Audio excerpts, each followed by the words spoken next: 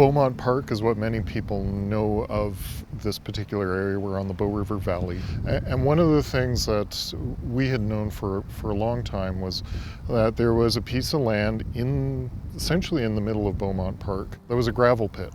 And it had come to the end of its useful life.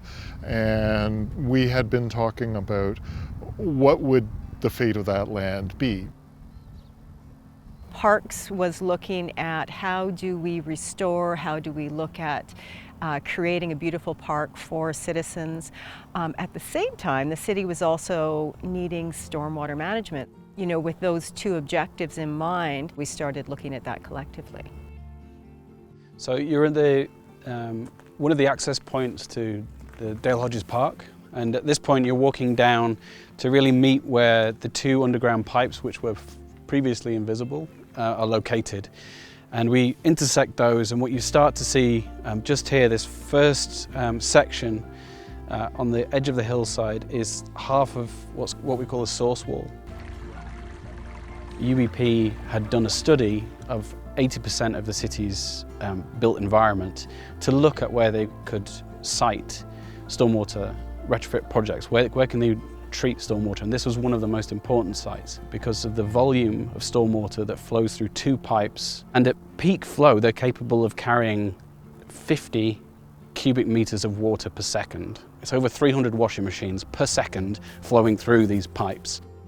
In every rainfall, you have a massive amount of water flowing untreated directly into the Bow River. So it was a really valuable site. We're at the point where the water from those pipes becomes visible, and in different events, different holes are activated. So as the intensity of a rain event increases, more and more holes are activated. So it becomes this kind of more and more dramatic scenario where you can see how intense the storm is. It's really a kind of a barometer to what's happening in our wider environment. That's the intention, is to say, you know that storm that happened last night? Let's see how it's impacting our watershed. And you could come down here as a small child and be like, whoa, look at that, that's insane.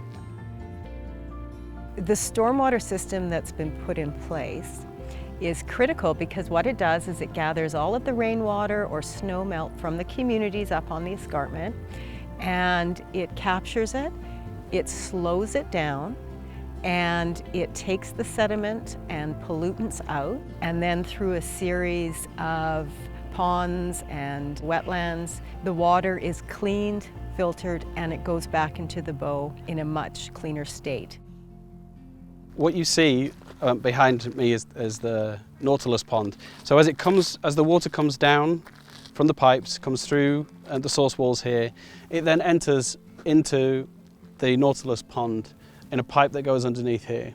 And what's happening is the water is going round in a circle, so that whole idea of slowing it down, spreading it out, allows the total suspended solids and anything that's in that water, rubbish, garbage, those things that come off our streets, to be either suspended if it's light or to drop to the bottom if it's heavy. And we can then introduce it into the rest of the treatment train. Bringing artists in at the onset, at the inception, I think provides that opportunity right at the beginning to really kind of set the stage for a different type of project and bring in that creative thought. And I think that sets a stage for a very unique opportunity. As the concept, we were really interested in not simply solving a problem, but somehow elevating the possibilities of what it could be.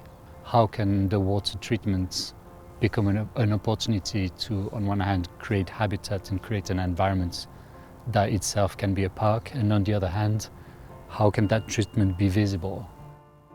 We wanted that intrigue of, well, where does that water flow? You kind of invite that question of where does it go next in this way? So it's a bit like those storybooks you had as a child where you could choose your own story.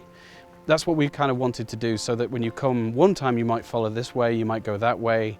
The whole thing might look and feel differently the next time, but you're invited to ask the question. It becomes something you're intrigued about rather than being told that didactic, here's how it goes, do this is what happens in water treatment. You're starting to experience it rather than being told it.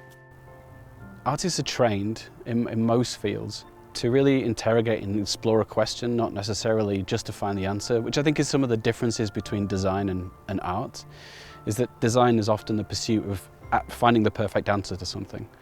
Artists are often trying to explore the breadth and complexity. They often make things more diverse than what you might find in design. So I think when we trust artists and empower them to make work in a city, they can bring a different quality. They don't have all the answers, but they can bring a different quality to some of the other subject matter experts. So the water came down the stream on the left-hand side and has moved through several cells to the other side to form this stream. The water runs straight underneath this bridge and has moved again to the other side of the site, to this side, to then start that journey again. So it then goes through this next cell and the next cell and the next cell, all the time polishing, polishing, polishing, polishing before it reaches the stream on the opposite side.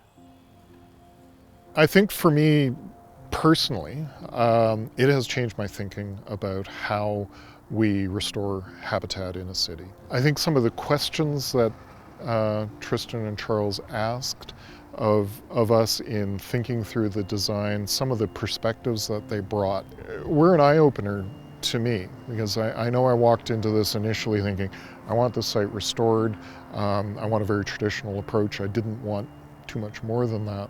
But actually some of the conversations we had, I think, drew out some of those questions about how do you marry these two systems, the natural and the grey, if you will.